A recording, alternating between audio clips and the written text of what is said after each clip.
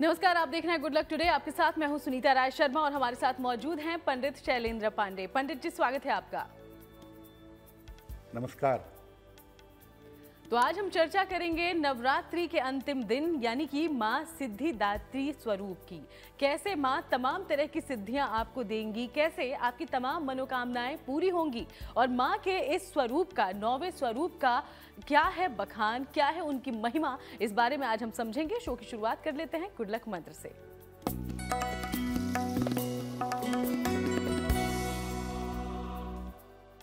देखिए, जीवन में अगर आपको उच्च पद प्राप्त करना हो और उच्च पद प्राप्त करने में अगर दिक्कत आ रही है तो रामचरितमानस के उत्तर कांड में भगवान शिव ने भगवान राम की स्तुति की है। जय राम रमा रमनम शमनम भवताप भयाकुल पाहि जनम। ये स्तुति भगवान शिव ने भगवान राम की है। अगर ये स्तुति रोज सवेरे आप करें तो जीवन में उच्च पद आपको सरलता से प्राप्त होगा। और चलिए अब हम जानते हैं पंचांग के बारे में। तो 23 अक्टूबर का पंचांग क्या कहता है, जानते हैं पंडित जी से।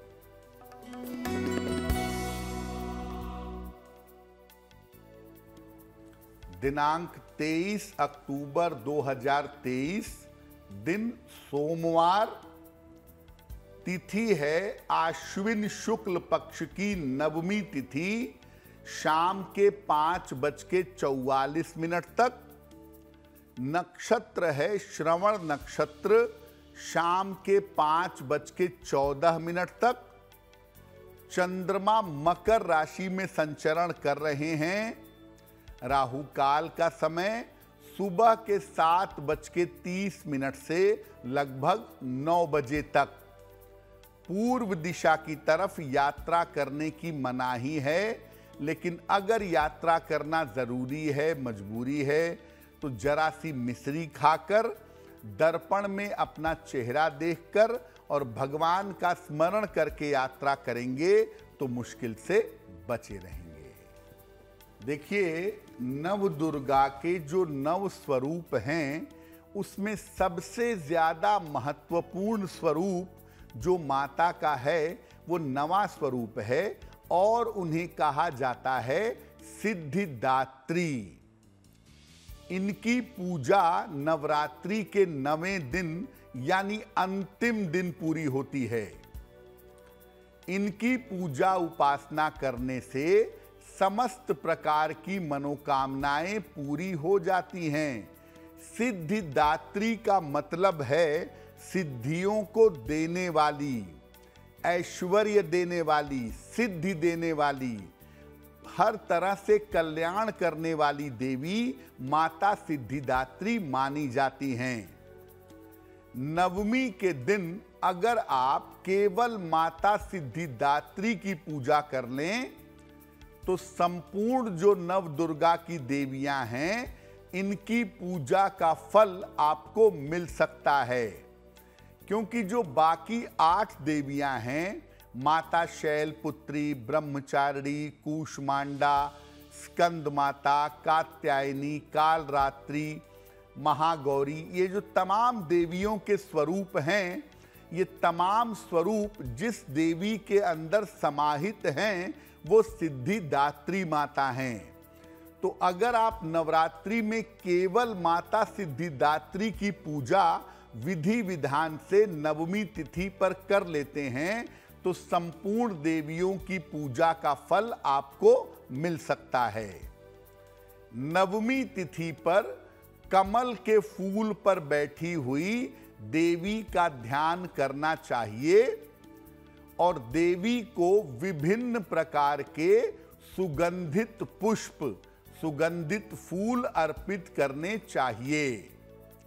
नवमी के दिन देवी को शहद अर्पित करना चाहिए और नवमी तिथि पर दुर्गा सप्तशती का पाठ आप करें, दुर्गा कवच का पाठ करें, कीलक का पाठ करें, अर्गला का पाठ करें। ये बहुत लाभकारी होता है।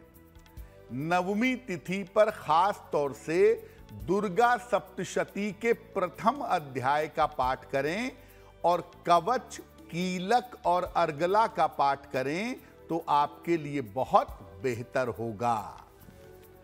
इस बार नवमी तिथि की पूजा उपासना 23 अक्टूबर को की जाएगी और इस दिन नव दुर्गा के नवे स्वरूप की पूजा होगी। तो माँ दुर्गा का हर स्वरूप अनोखा है, हर स्वरूप की अपनी महिमा है और इनके 9वें स्वरूप की आज हम चर्चा कर रहे हैं। इसके बारे में और ज्यादा जानकारी हम पंडित जी से आगे लेंगे। उसके पहले मेष, वृषभ और मिथुन राशि का दैनिक राशिफल क्या कहता है, ये जान लेते हैं।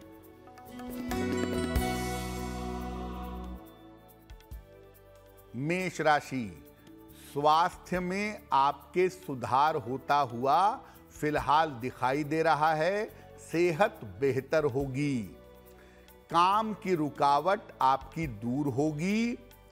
संतान पक्ष से आपको सुख मिलेगा। खाने पीने की वस्तु का अगर दान कर दें तो आपका दिन और भी ज्यादा बेहतर होगा। शुभ रंग होगा सफेद और भाग्य का मीटर आपको नंबर दे रहा है 80%। बहुत अच्छा भाग्य आपके साथ बना हुआ है।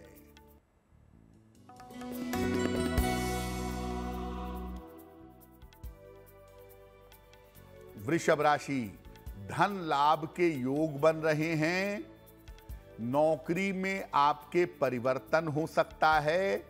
परिवार में आपके प्रसन्नता रहेगी।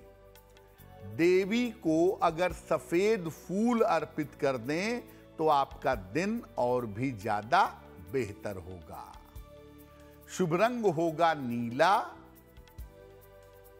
और भाग्य का मीटर आपको नंबर दे रहा है 75%। उत्तम भाग्य आपके साथ बना हुआ है।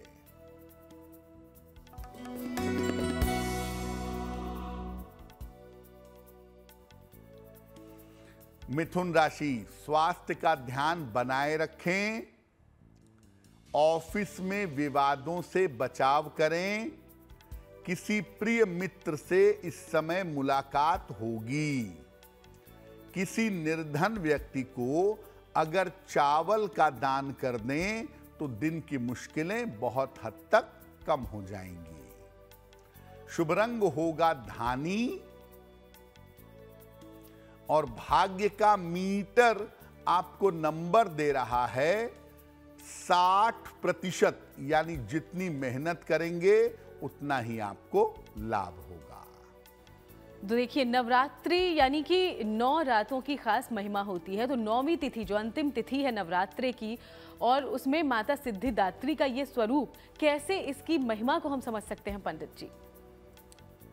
देखिए, नवरात्रि की हर तिथि अपने आप में मूल्यवान है, लेकिन नवमी तिथि और नव दुर्गा का नवा स्वरूप मां सिद्धिदात्री, इनकी विशेष महिमा है।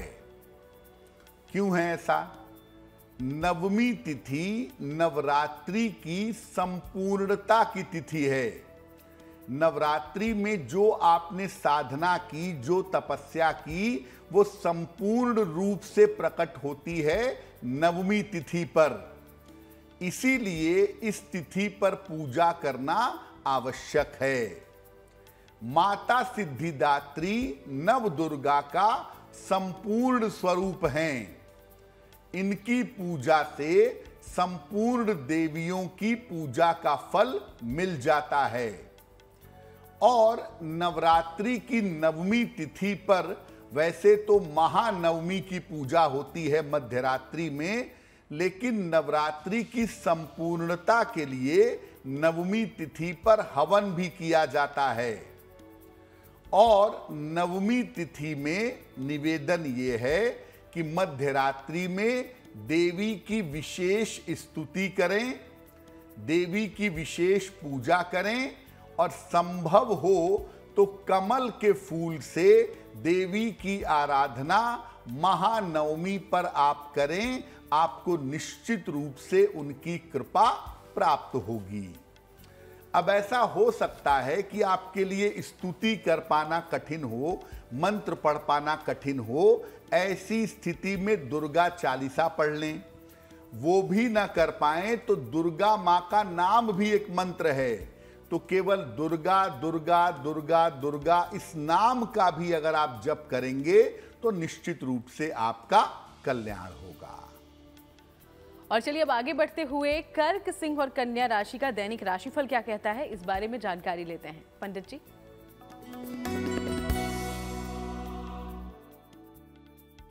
कर्क राशि, मान सम्मान की प्राप्ति होगी इस समय। धन लाभ के योग बन रहे हैं। परिवार में आपके मंगल कार्य होंगे।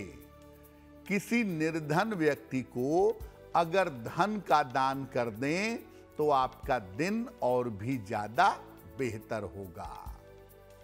शुभ रंग होगा धानी और भाग्य का मीटर आपको नंबर दे रहा है 70% मध्यम भाग्य आपके साथ बना हुआ है।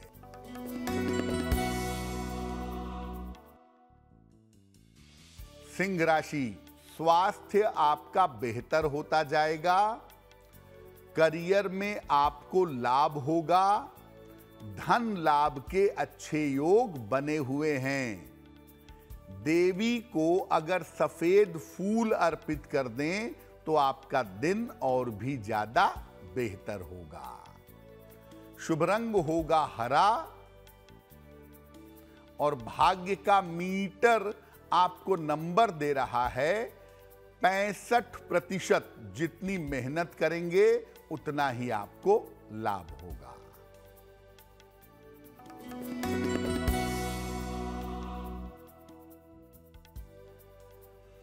कन्या राशि, धन लाभ के योग बने हुए हैं। करियर में आपको सफलता मिलेगी। इस समय आपके संतान पक्ष की उन्नति होगी। खाने पीने की वस्तु का अगर दान कर दें तो आपका दिन और भी ज्यादा बेहतर होगा। शुभ रंग होगा फिरोजी और भाग्य का मीटर आपको नंबर दे रहा है 75%। उत्तम भाग्य आपके साथ बना हुआ है। और चलिए अब चर्चा में आगे बढ़े उसके पहले आपके सवालों का रुख कर लेते हैं। तो हमारे शो में आज पहला सवाल कहां से आया है जानते हैं पंडित जी से। जी,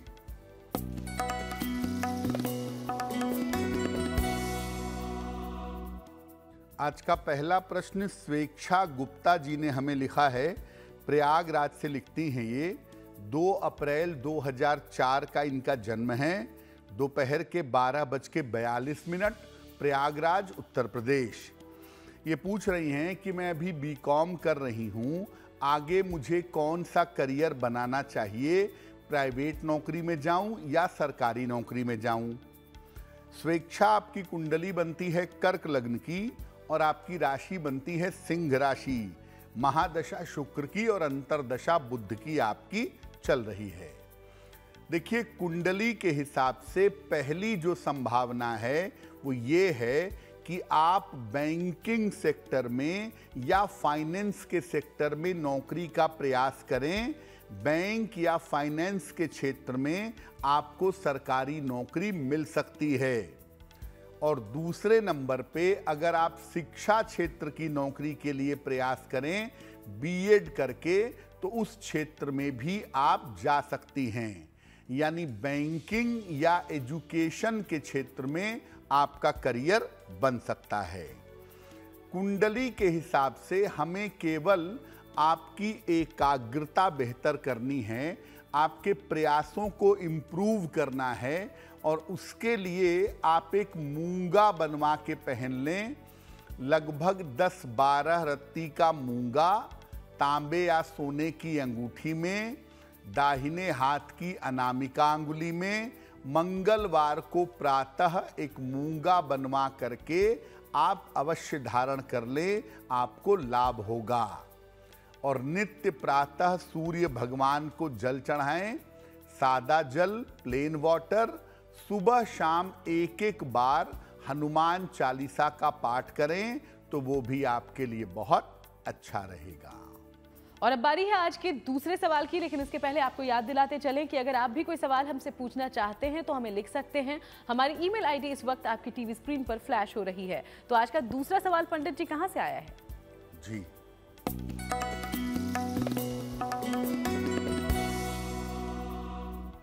अगला प्रश्न सौरव दलाल जी ने हमें लिखा है, पश्चिम बंगाल से लिखते हैं। 29 अक्टूबर 1990 का जन्म है। 3:22 दोपहर में, राणाघाट, नदिया, पश्चिम बंगाल। ये कह रहे हैं कि मैं सेल्स की नौकरी कर रहा था, अभी मेरी नौकरी चली गई है, आगे मैं नौकरी में जाऊं या व्यवसाय करूं? क्रिप्टो करेंसी में इन्वेस्टमेंट करते हैं और करवाते हैं, क्या ये सही रहेगा? विवाह कब तक होगा और वैवाहिक जीवन कैसा रहेगा?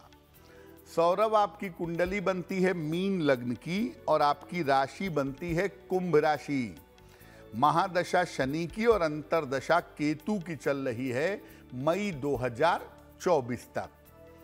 पहले आपको बता दूं कि आपको नौकरी ही करनी चाहिए और नौकरी मिलने की संभावना आपकी कुंडली में जनवरी 2024 से अप्रैल 2024 के बीच में बनती है।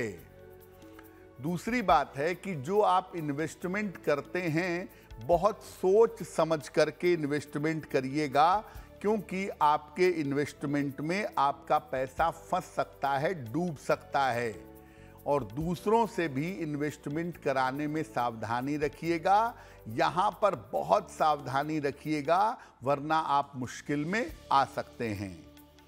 जहाँ तक आपके विवाह का प्रश्न है, वर्ष 2024 के अंत में या 2025 के आरंभ में आपका विवाह होगा। वैवाहिक जीवन आपका बेहतर है, उसमें किसी तरह के चिंता की आवश्यकता नहीं है। क्या उपाय करेंगे? एक मोती बनवा के पहनिए, लगभग 10-12 रत्ती की मोती चांदी की अंगूठी में, दाहिने हाथ की सबसे छोटी उंगली में, शुक्ल पक्ष के सोमवार की रात को एक मोती बनवा के पहने और रोज शाम को 108 बार ओम शं शनैश्चराय नमः इस मंत्र का जप करें तो आपको लाभ होगा। तो चलिए, पंडित जी ने जो उपाय बताए हैं उसका जरूर आप ध्यान रखें। अब आगे बढ़ते हुए एक बार फिर से नौवीं के दिन की अहमियत समझते हैं। पंडित जी, नौवीं के दिन खास तौर पर हवन किया जाता है, तो हवन का क्या विधान है नौवीं के दिन? देखिए, नवरात्रि की संपूर्णता के लिए नवमी तिथि पर हवन करना आवश्यक है और दोपहर के समय में विशेष विधि विधान से हवन करना चाहिए। नवमी के दिन बहुत सारे प्रयोग होते हैं, लेकिन नवरात्रि की पूर्णता के लिए हवन भी किया जाता है, जो हम सबको अवश्य करना चाहिए। नवमी के दिन पहले पूजा करें, सुबह वाली पूजा, और फिर उसके बाद हवन करें। हवन सामग्री में बराबर मात्रा में जौ और काला तिल मिलाएं, इसमें घी मिलाएं, इसको तैयार करें और इससे हवन करेंगे। इसके बाद कन्या पूजन करें और कन्या पूजन के बाद संपूर्ण भोजन का दान करेंगे। एक बात आप ये समझिए कि नवरात्रि पर नवमी तिथि पर मध्य दोपहर में हवन करना आवश्यक है। एक बात आप समझिए, आप नवरात्रि में 9 दिन का उपवास नहीं भी रखे हों तो कोई बात नहीं, लेकिन नवमी तिथि पर घर में हवन करना आवश्यक है, ताकि घर की नकारात्मकता दूर हो सके और घर में देवी का जो प्रकाश है वो फैल सके।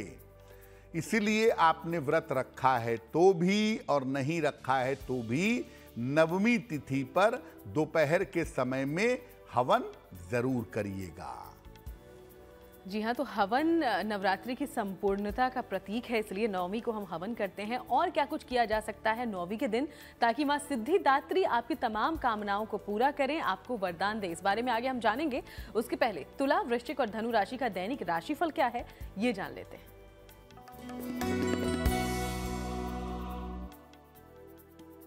तुला राशि, बेवजह की चिंता आपको परेशान कर सकती है, सेहत आपकी बिगड़ सकती है, काम का दबाव अभी आपके ऊपर बना हुआ दिखाई दे रहा है।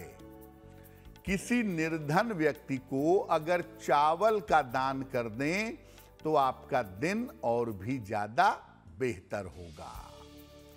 शुभ रंग होगा नीला और भाग्य का मीटर आपको नंबर दे रहा है 60%। मेहनत ज्यादा होगी, भाग्य थोड़ा कम रहेगा।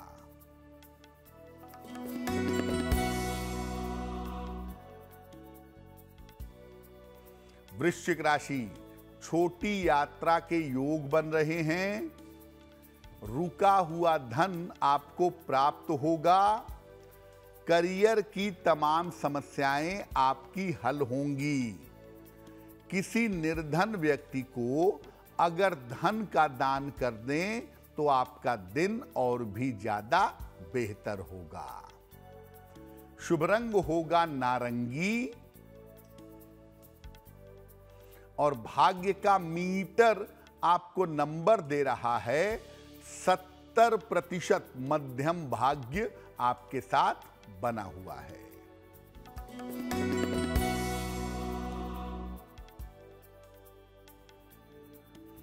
धनु राशि, करियर में सफलता के योग बन रहे हैं, धन का लाभ होता दिख रहा है, किसी मित्र का सहयोग आपको प्राप्त होगा।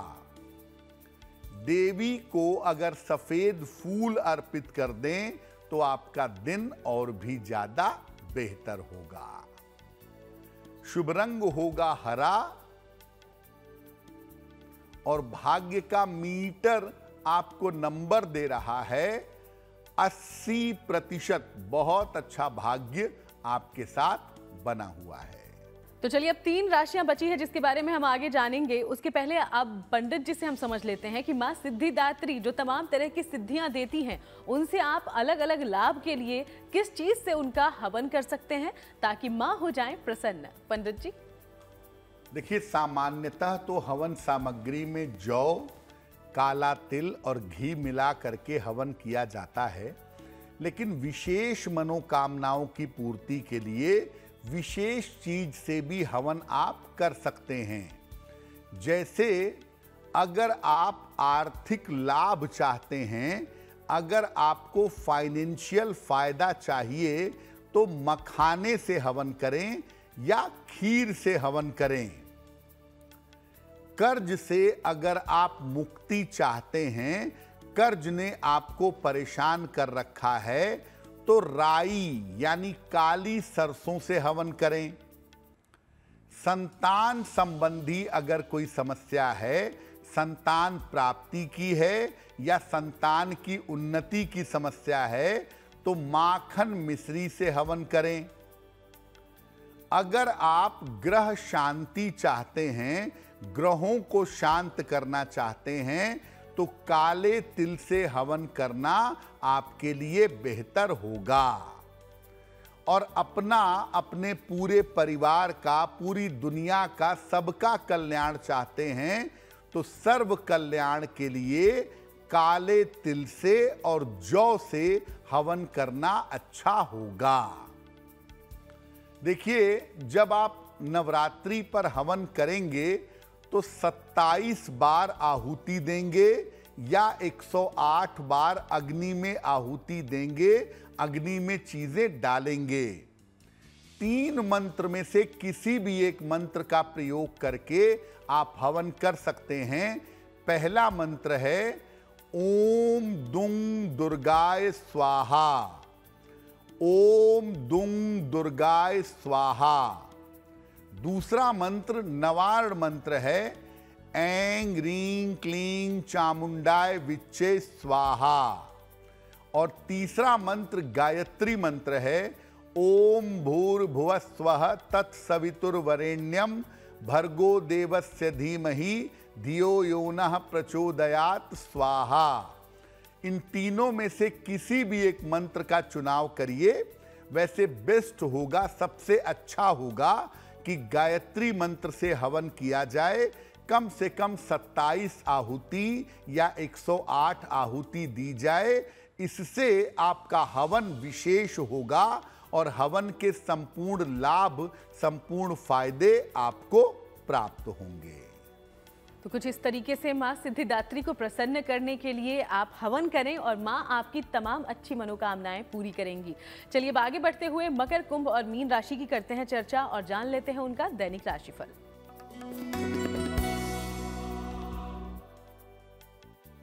मकर राशि, स्वास्थ्य आपका बेहतर होता चला जाएगा। करियर की तमाम समस्याएं हल होंगी। धन लाभ के योग आपके लिए बने हुए हैं। किसी निर्धन व्यक्ति को अगर धन का दान कर दें तो आपका दिन और भी ज्यादा बेहतर होगा। शुभ रंग होगा गुलाबी और भाग्य का मीटर आपको नंबर दे रहा है 90%। सबसे ज्यादा भाग्य आपके साथ बना हुआ है।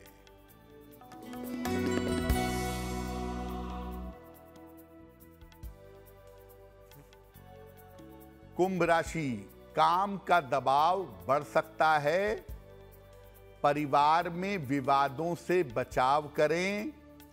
वाहन सावधानी से चलाएंगे। किसी निर्धन व्यक्ति को अगर चावल का दान कर दें तो आपका दिन और भी ज्यादा बेहतर होगा। शुभ रंग होगा नारंगी और भाग्य का मीटर आपको नंबर दे रहा है 60%। मेहनत ज्यादा होगी, भाग्य थोड़ा कम रहेगा।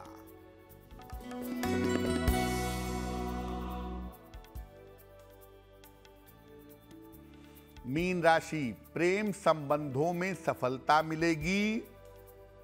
किसी धार्मिक कार्य में व्यस्त रहेंगे। स्वास्थ्य आपका कुल मिलाकर ठीक रहेगा।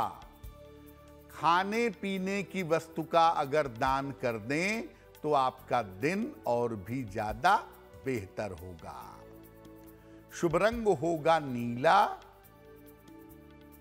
और भाग्य का मीटर आपको नंबर दे रहा है 70%। मध्यम भाग्य आपके साथ बना हुआ है।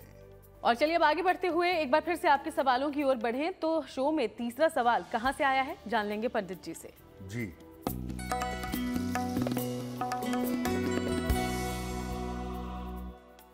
अगला प्रश्न नरेश कुमार जी ने हमें झारखंड से लिखा है।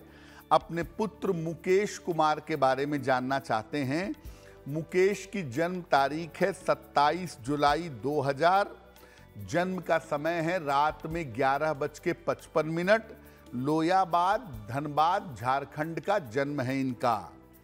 ये कह रहे हैं कि मेरा बेटा आगे चल कर के लॉ की पढ़ाई करना चाहता है, कानून की पढ़ाई करना चाहता है। ऐसा करना मेरे बेटे के लिए कितना सही होगा और किस तरह के करियर में मेरे बेटे को सफलता मिलेगी।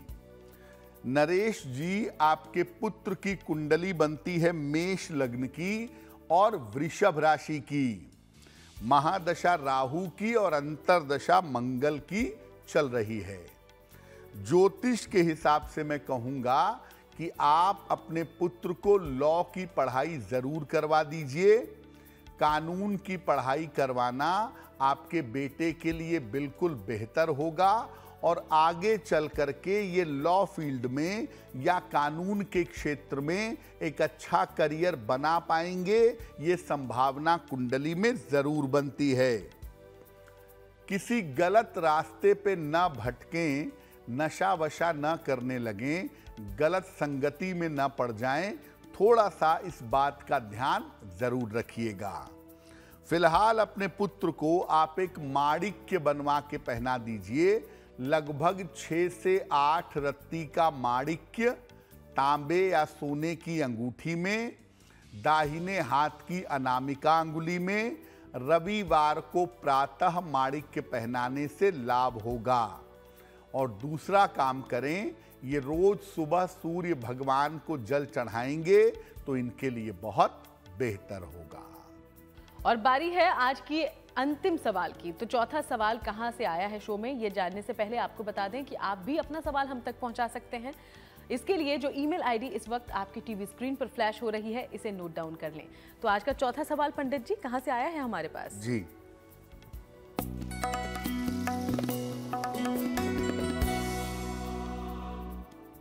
आज का अंतिम प्रश्न शिवाली गर्ग जी ने हमें लिखा है। पंजाब से लिखती हैं ये।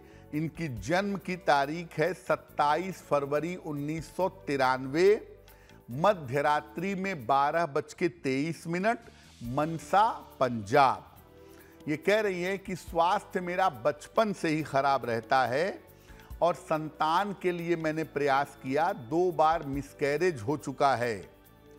स्वास्थ्य कैसे बेहतर करूं, संतान प्राप्ति के लिए क्या उपाय करूं, कौन से उपाय करूं जिससे मेरा जीवन बेहतर हो जाए। शिवाली, आपकी कुंडली बनती है वृश्चिक लग्न की और आपकी राशि बनती है मेष। महादशा चंद्रमा की और अंतरदशा बृहस्पति की फिलहाल चल रही है।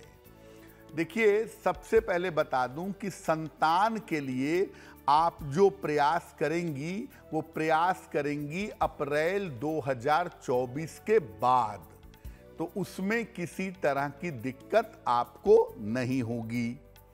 दूसरे नंबर पे स्वास्थ्य में ज्यादातर आपको ध्यान देना है न्यूरो प्रॉब्लम का और हड्डियों की समस्या का। इनका ध्यान बनाए रखना आपके लिए जरूरी होगा। क्या उपाय करेंगी? एक मूंगा बनवा के पहनिए। लगभग 12 से 14 रत्ती का मूंगा तांबे या सोने की अंगूठी में, दाहिने हाथ की अनामिका अंगुली में, मंगलवार को प्रातः मूंगा धारण करिएगा। रोज सुबह सूर्य भगवान को जल अर्पित करिए, सादा जल, प्लेन वाटर।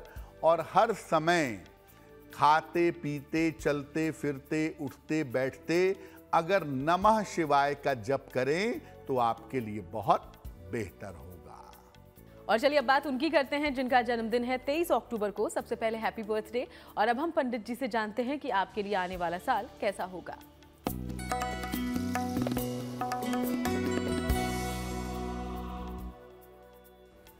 जिन लोगों का जन्मदिन 23 अक्टूबर को है, उन्हें हम सबकी तरफ से जन्मदिन की हार्दिक शुभकामनाएं। आने वाले वर्ष में आपका स्वास्थ्य ठीक बना रहेगा। करियर की स्थिति में उतार चढ़ाव रह सकता है। धन की स्थिति आपकी कुल मिलाकर ठीक रहेगी। साल के अंत में अविवाहितों का विवाह होने की संभावना भी बनती है। क्या उपाय करेंगे? पूरे साल भर अगर आप भगवान गणेश की उपासना करें तो ये वर्ष आपके लिए बहुत अच्छा रहेगा। और चलिए अब बारी है आज की जिज्ञासा की। पंडित जी, नवरात्रि को लेकर अष्टमी को या फिर नवमी को व्रत का समापन किस दिन किया जाए, इसको लेकर लोग कई सारे सवाल करते हैं। तो जो नवरात्रि का व्रत रखते हैं ऐसे लोग किस दिन व्रत का समापन करेंगे? देखिए, जिन लोगों ने 9 दिन व्रत रखा है वो दशमी को पारायण करेंगे। वो दशहरे वाले दिन अपना व्रत समाप्त करेंगे। भले ही नवमी पर हवन कर लिया हो, लेकिन अगर 9 दिन का व्रत है तो आप दशमी को पारायण करेंगे। जो लोग पहली और अष्टमी तिथि का व्रत रखते हैं वो लोग नवमी को हवन के बाद पारायण करेंगे। और जो लोग अष्टमी का व्रत रख के नवमी को व्रत का पारायण करते हैं, वो पारायण करने के बावजूद भी महानवमी की पूजा जरूर करेंगे। तो जो लोग 9 दिन का व्रत रखते हैं वो दशहरे के दिन दशमी को व्रत समाप्त करेंगे। जो लोग पहली और अष्टमी को व्रत रखते हैं वो नवमी तिथि पर हवन के बाद अपने व्रत की समाप्ति करेंगे। और चलिए अब बात शुभ पहर की करते हैं। तो 23 अक्टूबर के लिए शुभ पहर आखिर कौन सा है, ये भी जान लें।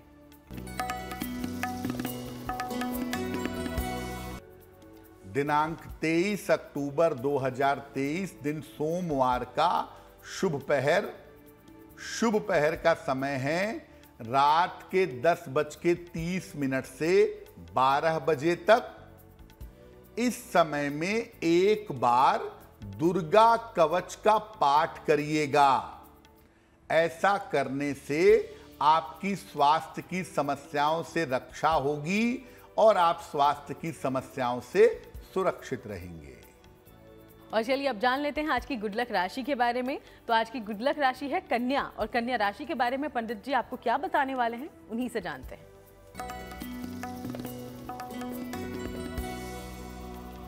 हम आपको अलग अलग राशियों के रिश्तों के बारे में बता रहे हैं। कन्या राशि रिश्तों के लिए बहुत फेवरेबल राशि, बहुत अच्छी राशि नहीं मानी जाती और अक्सर अपने स्वार्थ के चक्कर में ये रिश्तों को खराब कर देते हैं। अगर आपकी राशि कन्या है और आपके रिश्तों में दिक्कत आ रही है तो नियमित रूप से हनुमान जी की पूजा करने से आपके रिश्ते बेहतर हो जाएंगे। लेकिन साथ ही साथ अपने स्वार्थ की आदतों को भी छोड़ दीजिए, क्योंकि ये आदत आपके रिश्तों को बेहतर नहीं रख पाएगी। और अब वक्त हो गया है आज के महा उपाय को जानने का। तो पंडित जी महा उपाय में आप सबके लिए क्या लेकर आए हैं, जान लेंगे। जी,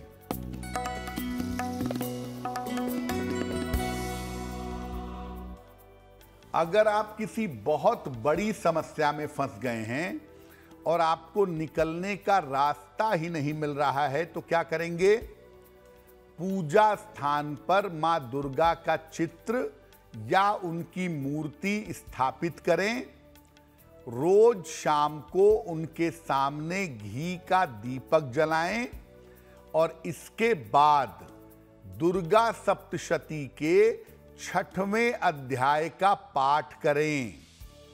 ये उपाय लंबे समय तक करते जाएं। कितनी भी बड़ी बाधा क्यों ना हो, ये बाधा निश्चित रूप से दूर हो जाएगी। बहुत बहुत शुक्रिया आपका पंडित जी, ये तमाम उपाय हमारे दर्शकों तक पहुंचाने के लिए। धन्यवाद।